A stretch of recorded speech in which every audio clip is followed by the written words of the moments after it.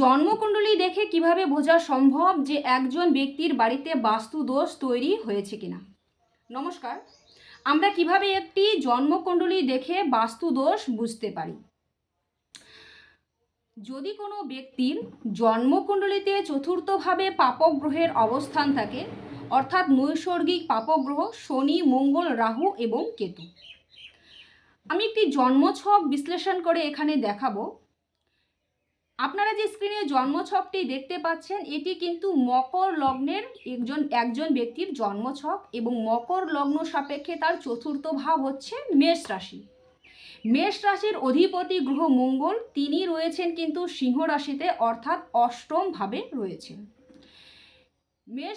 মকর লগ্ন সাপেক্ষে এই ব্যক্তির একাদশতম ভাব হচ্ছে বৃশ্চিক রাশি, সেই রাশির অধিপতিও কিন্তু মঙ্গল, অর্থাৎ চতুর্থপতি এবং একাদশপতি মঙ্গল রয়েছেন অষ্টম ভাবে। চতুর্থভাবে এই ব্যক্তি রয়েছে পাপগ্রহের অবস্থান, অর্থাৎ কেতুর অবস্থান রয়েছে। তাহলে চতুর্থভাবে পাপগ্রহের অবস্থান রয়েছে, আমরা এক্ষেত্রে কিভাবে বুঝবো যে এই ব্যক্তির বাড়িতে কোন ডিরেকশনে বাস্তুদোষ রয়েছে।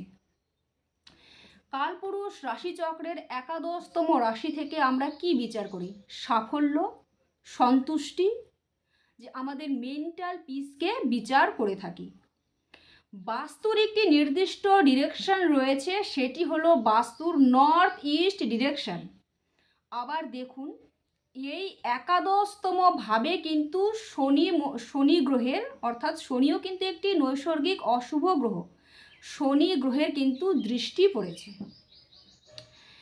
এই ব্যক্তির বাস্তুতে যেদিকে প্রবলেম রয়েছে সেটা হচ্ছে ইনার মেন্টাল পিসে প্রবলেম রয়েছে, অর্থাৎ বাস্তুর নর্থ ইস্ট ডিরেকশনে কিন্তু ইনার প্রবলেম রয়েছে।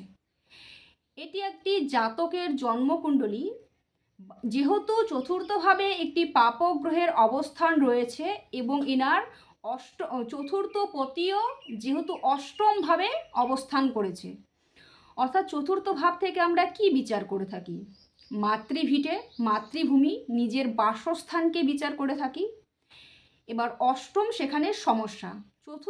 চতুর্থপতি অষ্টম ভাবকে কানেক্ট করছে, অর্থাৎ চতুর্থ বাস্তু ভিটে অষ্টম সমস্যাকে ইন্ডিকেশন করছে।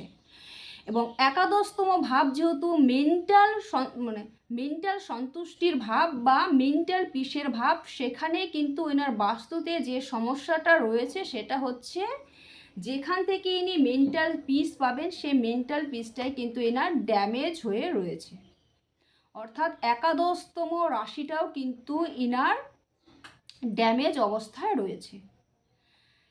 স্পেসিফিকভাবে বলতে গেলে এই ব্যক্তির বাস্তুতে কিন্তু নর্থ ইস্ট ডিরেকশনে বাস্তু দোষ তৈরি হয়ে রয়েছে।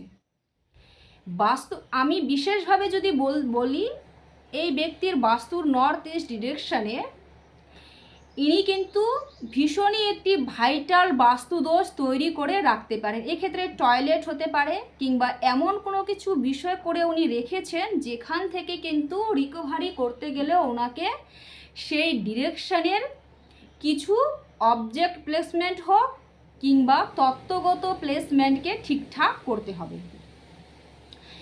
এক্ষেত্রে এই বাস্তুতে যেহেতু এটি একটি একদম স্পেসিফিক কানেকশান, এই কানেকশানটার কথা বললাম আমি।